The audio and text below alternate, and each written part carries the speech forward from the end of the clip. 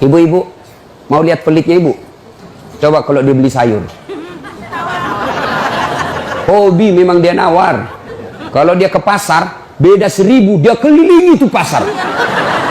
Beda 1000 tuh dia kelilingi. Bu, halo ibu.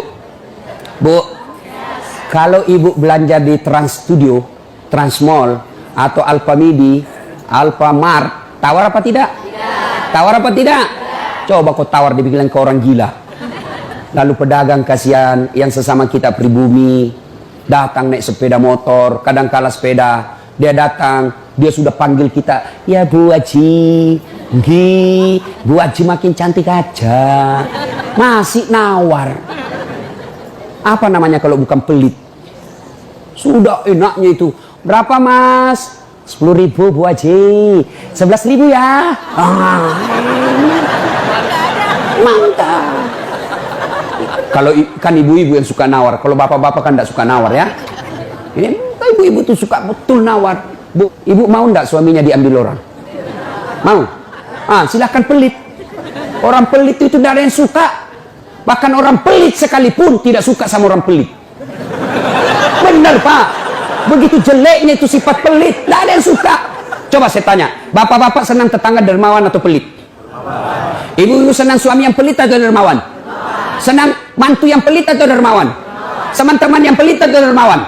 Dermawan, tidak ada orang suka orang pelit. Bahkan orang pelit pun tidak suka sama semuanya pelit. Dan kau ke rumahnya, pelit dia itu, padahal dia juga pelit. Begitu jeleknya itu sifat pelit. Demi Allah, tidak ada orang bangkrut gara-gara sedekah. Adakah pernah bapak dengar, Mas, tuh yang di sudut rumah di komplek, tuh kaya betul dulu Ustadz, cuma karena dia rajin sedekah, bangkrut. Ada? Tidak pernah.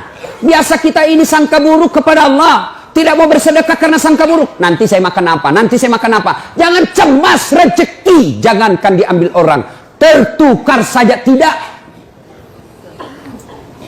Cica aja dijamin rezekinya. Tahu Cica? Tahu? Cica makan apa ibu? Masuk akal enggak? Ya masuk akal. Gimana caranya? Satu di dinding, satu terbang. Di mana ketemu? Enggak ada terminalnya. Kalau pesawat terbang, kita jalan, ada ketemunya di mana? Di bandara.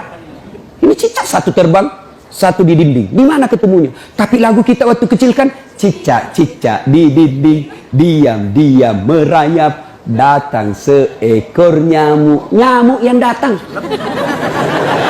Nyamuk yang datang. Allah jamin rezekinya. Lagu tidak bilang Cica lompat ke nyamuk. Setengah mati Cica, kasihan. Iya kan? Itu Cica, tidak sarjana, tidak punya kursus, tidak ada kaki, tidak ada otaknya, tidak cerdas, bisa hidup. Apalagi ibu, jangan pelit. Sedekah, Allah sudah jamin rezekimu. Bu, ada suaminya mulai selingkuh? Ada? Tidak usah curhat sama tetangga, apalagi curhat di Facebook. Tak kusangka kau begitu. Pret, beleng-beleng. Rahasia keluargamu kau ungkap di Facebook. Begitu mulai, bu, ciri-ciri laki-laki yang sudah mulai lain-lainnya. Kalau yang selama ini tidak pernah pakai sisir keluar, tiba-tiba rapi. Tidak pernah pakai parfum, tiba-tiba beli parfum malaikat subuh. Nah, yang tadinya keluar rumah tidak pernah pakai setrikaan, langsung rapi. Yang paling mencurigakan kalau dia terima SMS dalam kamar mandi. 70% wajib dicurigai. Kalau sudah begitu ibu tidak usah curhat sama tetangga, lebih curhat kepada Allah.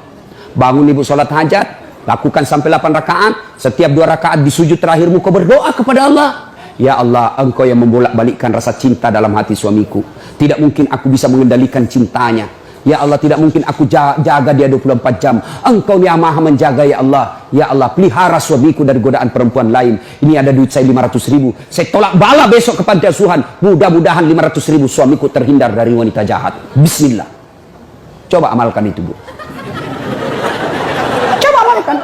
Yang jadi masalah kalau suaminya juga sudah tahu rumusnya. Dia bangun juga sholat tahajud. Dia bangun pula sholat hajat. Istrinya sebelah, kamar sebelah, suaminya kamar sebelah. Ya Allah, capek sudah saya lihat istri saya, ya Allah. Ngamuk aja kerjanya, marah-marah aja, berat badannya juga makin tambah, ya Allah. Tak tahu dilihat dari mana dia seksi.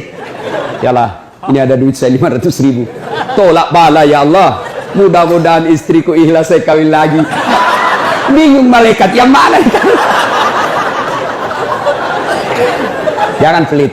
Demi Allah, tidak ada orang bangkrut gara-gara sedekah. Saya kasih contoh. Tanggal 4 kemarin, sehari sebelum lebaran. Ya, tanggal 3 malam. Ada anak-anak usia 19 tahun.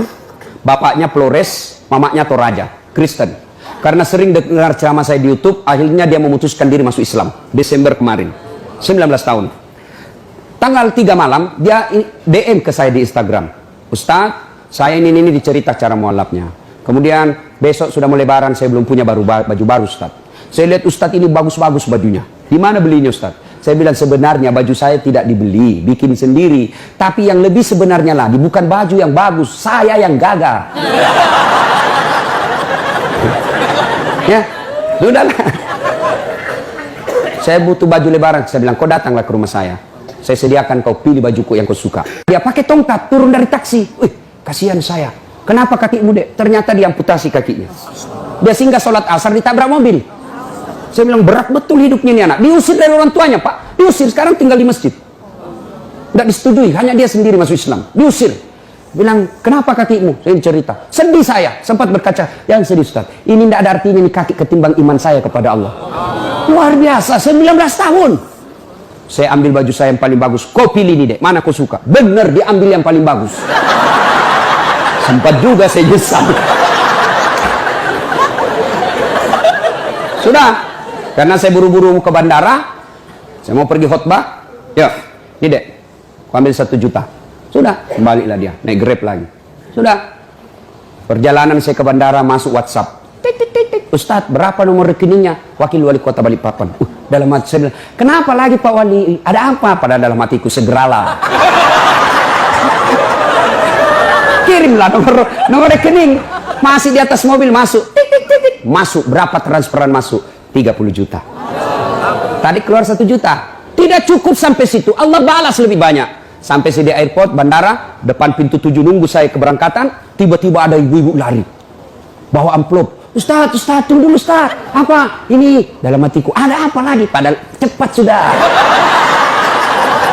Ini ada ternyata ada fans saya, dia lihat saya di bandara, dia mau kasih, coba buru-buru mau masuk bandara. Dikasih saya melalui itu ibu. Nih ada Ustadz titipan dari ini. Oke, saya buka, berapa isinya? 10 juta. Sudah 40 itu kan gantinya. Besoknya tanggal 5 selesai khutbah. Biasanya kalau saya khutbah dikasih itu ibu 25 juta sama itu Bu Bupati.